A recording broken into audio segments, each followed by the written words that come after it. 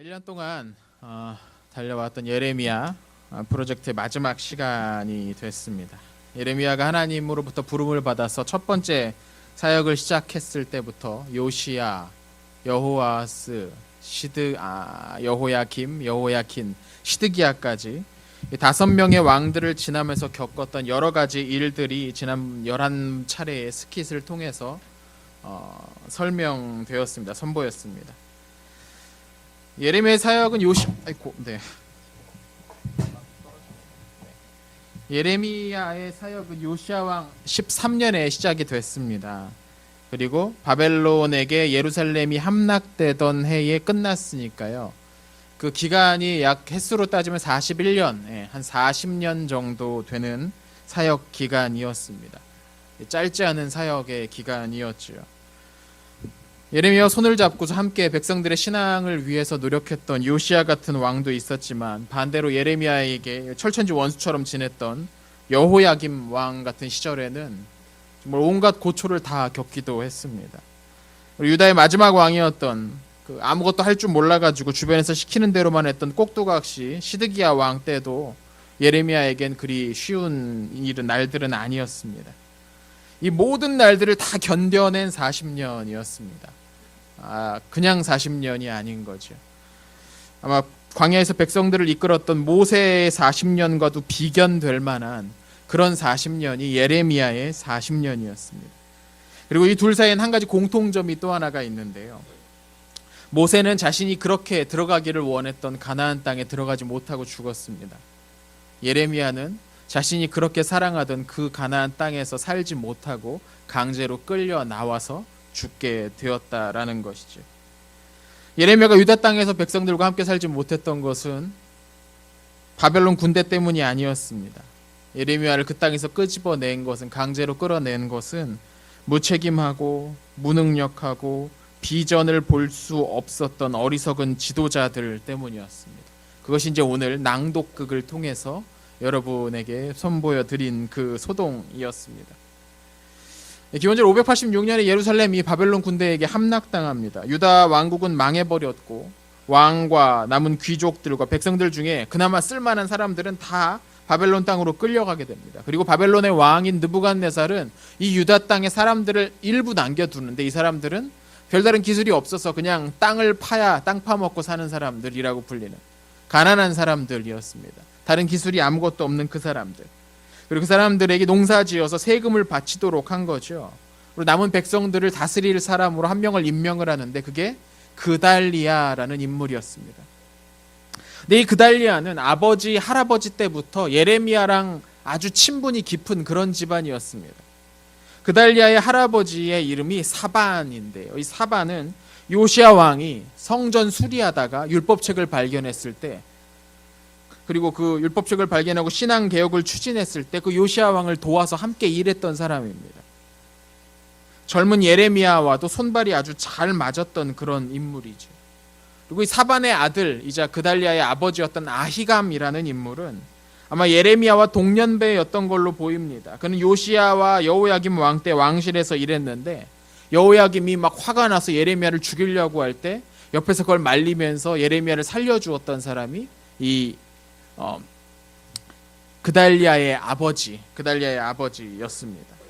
그러니까 이 사반과 아히감의 아들이었던 이 그달리야와 예레미야의 관계는 그냥 보통 관계가 아닌 거죠. 아버지, 할아버지 때부터 예레미야랑 아주 가까운 관계였습니다. 아마 나이를 굳이 따져보자면 예레미야가 한 아버지 뻘 정도 되는 그런 관계였습니다. 그러니까 예레미야가 이 그달리야가 남은 백성들을 다스리게 됐다라는 소식을 들었을 때 예레미야는 내심 안심이 되었던 것 같습니다.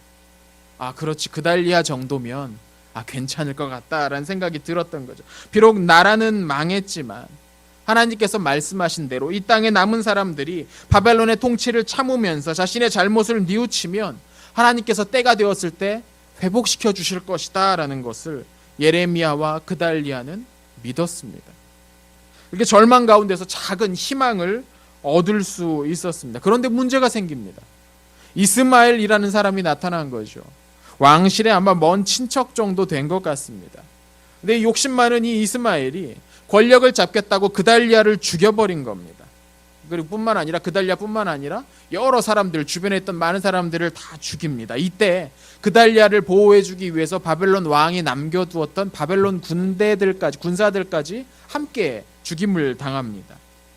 그런데 그달랴 수하에 있었던 요하난과 여사냐 같은 장군들이 이스마엘을 막아서죠. 그래서 이스마엘은 결국 뜻을 이루지 못하고 측근들만 데리고 해외로 도피를 합니다. 그리고 이제 남게 된 겁니다. 예레미야가 남았고 요하난이 남았고 여사냐가 남았습니다. 이 남은 백성들이 이제 문제인 거죠. 이 일은 이스마엘이 벌였지만 저기 멀리 살고 있는 느부갓네살이 그거 알 게 뭡니까? 그 땅에서 무슨 일이 있었는지 정확하게 알 게 뭡니까? 그냥 내가 보냈던 내 군사들이 죽었고 내가 임명했던 사람들이 죽었다. 이것만 그 소식 전해지지 않겠습니까? 그 멀리 사는 느부갓네살에게 뭐 CCTV가 있어서 카메라로 누가 누굴 죽였는지 나와 있는 것도 아니고 사람들 말로만 전달되던 그런 시기니까요. 그래서 굉장히 아마 느부갓네살이 이 소식을 들었다면 분노했을 겁니다.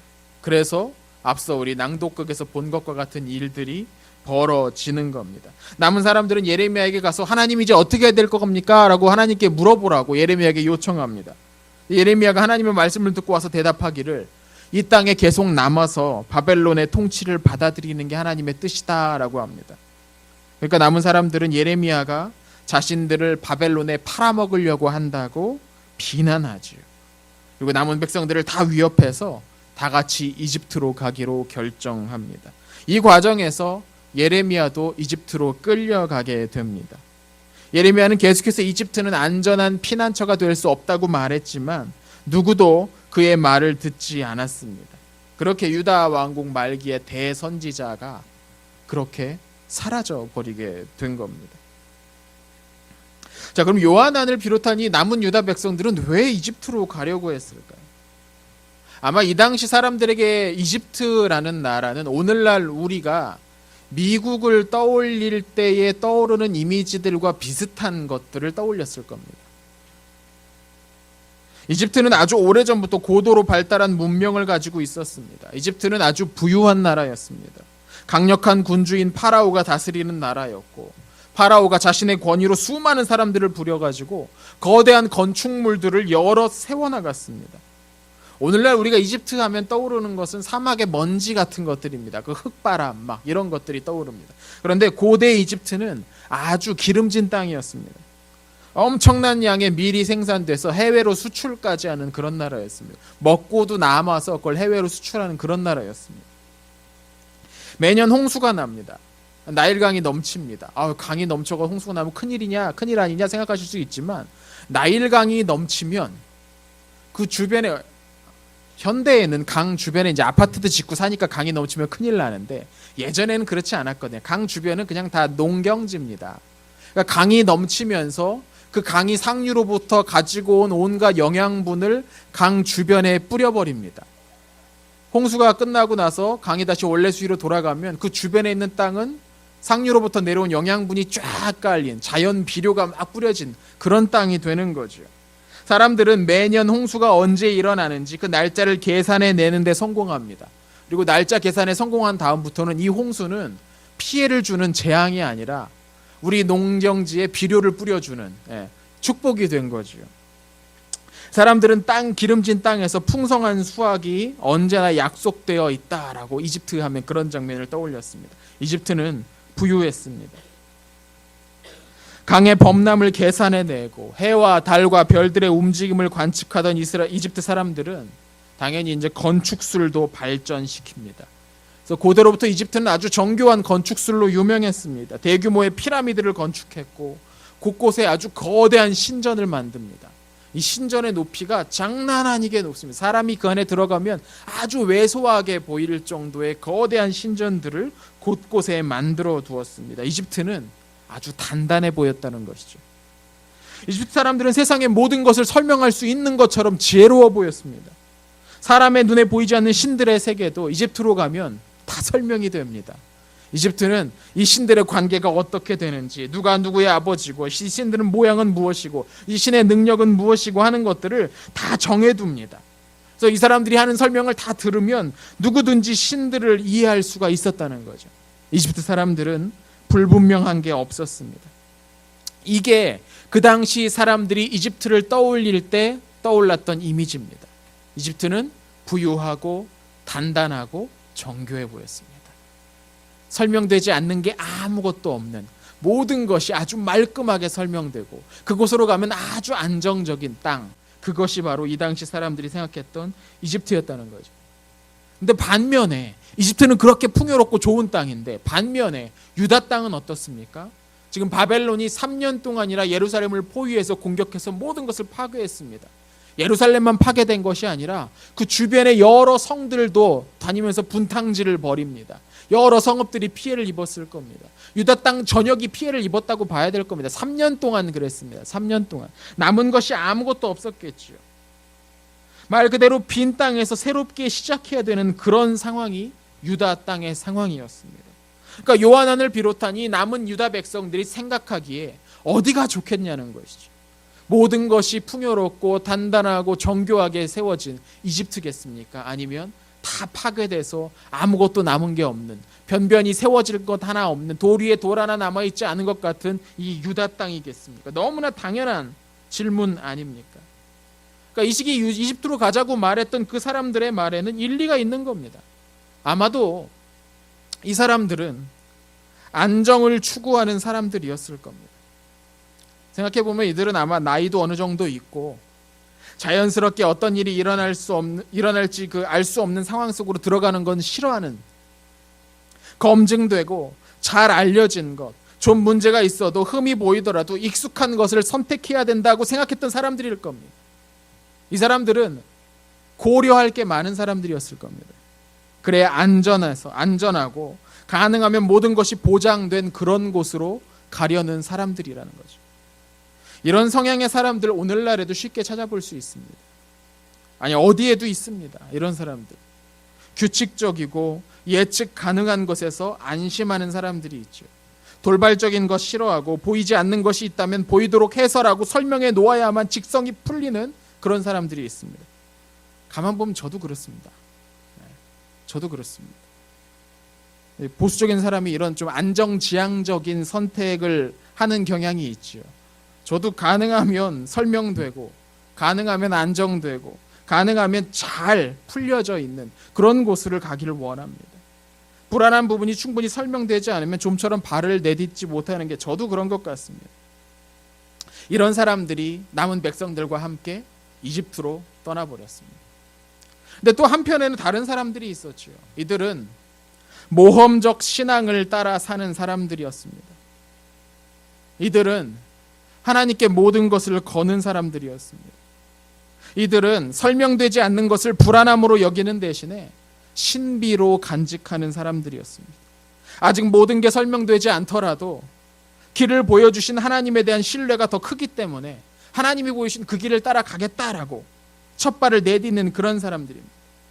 미래가 예측되지 않고 어쩌면 지금 가지고 있는 것을 좀 손해를 볼지도 모른다는 불안감도 있었을 겁니다. 하지만 그 무엇보다도 하나님이 더 크시다는 것을 알고 믿고 따르는 사람들이 또 한편에 있는 사람들이었습니다. 생각해보면 성경에 나오는 사람들이라고 다 이렇게 살지 않았습니다. 성경에 나오는 여러 사람들이 이런 믿음의 모험을 행하지 못했습니다. 한번 믿음의 발걸음을 내딛었다고 하더라도 그 결심을 흔들리지 않고 끝까지 유지했던 사람은 또 적습니다. 여러분, 아브라함 한번 생각해 보십시오. 그는 대표적으로 모험의 길을 떠났던 사람입니다. 믿음의 모험을 떠났던 사람이죠. 그는 어디로 가야 될지 아직 알지 못한 상황에서 고향을 떠나서 한 번도 보지 못했던 새로운 지역으로 나섰습니다.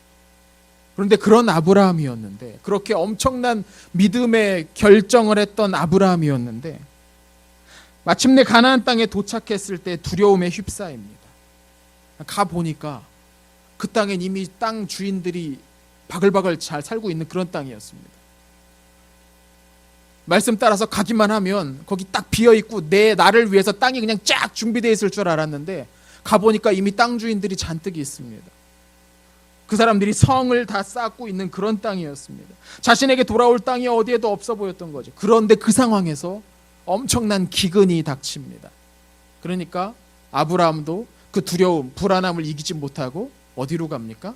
이집트로 갑니다. 솔로몬도 대표적으로 이집트의 번영과 안정을 사랑했던 그런 사람입니다. 솔로몬은 이집트에 있는 것 같은 화려하고 거대한 신전을 예루살렘에 세우고 싶어 했습니다. 뿐만 아니라 그는 자신을 지켜줄 강력한 군대를 만들기를 원했는데 이것을 위해서 이집트로부터 말들을 수입했다라고 성경은 말합니다. 말들만이 아니죠. 솔로몬은 더 안정되고 예측 가능하고 확실한 왕권을 위해서 주변에 있는 여러 나라들과 정략 결혼을 합니다. 그 중에 한 여인은 이집트 파라오의 딸이었습니다. 솔로몬은 이집트를 사랑했던 인물입니다. 그는 안정된 길, 보장된 길, 확실한 길, 예측 가능한 길만 걸어가기를 원했던 사람의 대표적인 인물입니다. 출애굽에 동참했던 백성들도 날마다 일어나는 새 일을 감당하지 못했습니다. 이 출애굽에 함께 따라왔던 이 사람들은 모험을 할 줄 모르는 사람들이었습니다. 늘 예전에 하던 방식으로 돌아가야 된다라고 말했던 사람입니다. 하나님과 함께 광야를 여행한다는 것이 어떤 의미인지 생각해보지 못한 채 광야로 일단 발부터 내디뎠기 때문이죠. 생각해보면 하나님은 늘 새로운 일을 하시는데 사람들은 그걸 감당하지 못하고 언제나 예전 일만 생각하며 해왔던 대로 안전한 길로 검증된 길로만 행하려는 그런 경향이 있는 것 같습니다. 이게 성경에 나오는 하나님과 사람의 다름점인 것 같습니다. 그러나 하나님을 떠나서 더 안전해 보이고 더 안정되어 보이는 길을 가려고 했던 결과가 하나같이 좋지 못합니다. 아브라함은 이집트에 갔다가 자신의 아내마저 빼앗길 뻔했고요. 솔로몬은 그토록 애를 썼지만, 그토록 왕권을 강화하기 애를 썼지만 자신이 죽자마자 나라가 두 개로 쪼개지는 것을 막지 못했습니다. 광야에 불편 많은 백성들은 가나안 땅에 들어가지 못하고 다 광야에서 죽고 말았죠. 물론 한 번도 가보지 않은 길, 새롭고 검증되지 않고 다 설명할 수 없는 그런 길을 가기로 선택한다는 건 쉬운 일이 아닙니다. 저도 압니다. 아까 말씀드렸지만 저도 어지간히 계산되지 않으면 쉽게 발을 못 내디는 안전한 길로만 가려는 성향이 아주 강한 사람입니다. 몇 번 계산해서 답이 나오면 그제야 발을 움직이는 느릿느릿한 사람입니다. 하지만 세상 일을 다 내가 계산하고 제어할 수 있다고 혹은 그렇게 해야만 한다고 믿는 것은 교만인 것 같습니다. 그것도 아주 큰 교만인 것 같습니다. 내가 계획한 대로만 일이 돼야 한다라고 믿는 것, 이거 이만저만한 교만 아닙니까? 이 세상의 주인이 내가 아닌데 모든 걸 내 뜻대로 내가 계획한 대로 움직이는 것, 이거 문제 아닙니까? 하나님의 방식은 우리 앞에 있는 모든 혼란을 다 제거하거나 치워버리는 게 아닌 것 같습니다. 오히려 그 혼란 안으로 들어가서 새로운 질서를 그 자리에 세우는 것, 이게 하나님이 일하시는 방식이 아닌가 싶습니다. 이제까지 해보지 않았지만, 이제까지 경험해보지 못했지만 말씀을 붙들고 그 혼란한 상황 속으로 들어가서 새로운 질서를 그 안에 세우는 것이죠. 거기에서 새로운 하나님의 일들이 시작이 됩니다. 이건 하나님께서 이 세상을 창조하실 때부터 하셨던 그 일입니다. 하나님의 사람들은 하나님이 하셨던 그 일들을 이 세상에서 크고 작은 규모로 계속해서 반복하는 사람들 아니겠습니까? 하나님의 사람들이 하나님을 따라하지 않으면 누구를 따라하겠습니까? 예수 그리스도의 십자가가 어디에 안정되고 계산되는 일이었습니까? 십자가는 하나님의 자비하심을 믿고 모든 것을 다 내어놓는 결단이었습니다. 하나님은 자비하시니까, 하나님은 선하시니까 이 혼란 가운데서 새로운 일을 이루실 것을 믿고서 그 앞으로 나아가셨던 것이죠. 그렇다면 자기 십자가를 지고 나를 따라오라는 예수님의 말씀은 이런 차원에서 좀 새롭게 해석될 수 있지 않을까 싶습니다. 우리의 계산 말고 하나님의 선하신 인도하심을 따라 앞으로 나아가라는 말씀인 거죠. 만약 우리 모두가 검증되고 안전한 길로만 갔다면 아브라함은 갈대아 우르를 떠나지 않았을 겁니다. 이스라엘 민족은 새롭게 만들어지지 못했을 겁니다. 1985년에 25살의 선교사 언더우드와 27살의 선교사 아펜젤러가 조선 땅에 도착했습니다. 1895년 죄송합니다. 이건 엄청난 모험이었습니다. 1885년에 있었던 25살, 27살 이 두 어린 선교사, 이 젊고 어린 선교사가 이 조선 땅에 왔을 때 그들이 무슨 안정에 대한 보장을 받았겠습니까? 그러나 하나님이 함께 하시는 모험은 뭔가 달라도 달랐습니다. 그분들이 이 조선 땅에 하나님 나라를 세우는 아주 소중한 밑거름이 되었던 것이죠. 하나님은 그들의 모험의 발걸음에 불씨 삼아서 이 땅에 놀라운 큰 불을 일으키셨습니다. 하나님은 그렇게 일하시는 분입니다. 물론 제가 이 자리에서 모든 부분에서 우리가 모든 일에서 언제나 모험과 도전의 길로만 가야 된다라고 말씀드리는 것은 아닙니다. 안정감이 필요할 때도 있고 오랜 경륜과 지혜를 무시하는 것은 바보 같은 짓이죠. 그러나 우리의 마음이 안주하는 데 익숙해져 버려서 하나님의 뜻과는 상관없는 경험과 고집만 부리게 된다면 우리는 오늘 예레미야 속의 그 이야기에 나오는 그 이집트로 갔던 사람들과 별반 다를 바가 없는 겁니다. 우리가 우리의 판단과 계산과 고집에 따라서만 행동하기로 우리가 이제까지 해왔던 대로만 하려고 한다면 우린 지금 이집트로 가고 있는 걸지도 모릅니다. 모든 것이 다 설명되는 것 같은 사회, 모든 것이 안정되어 있는 것 같은 조직, 모든 것이 다 갖춰져서 흔들림이 없는 것 같은 세상에서는 하나님의 새로운 일이 나타날 여지 또한 없어져 버립니다. 거기에서 하나님께서 무슨 새로운 일을 하시겠습니까? 우리 하나님은 메마른 뼈들을 되살려서 거대한 군대로 일으키시는 그런 분이십니다.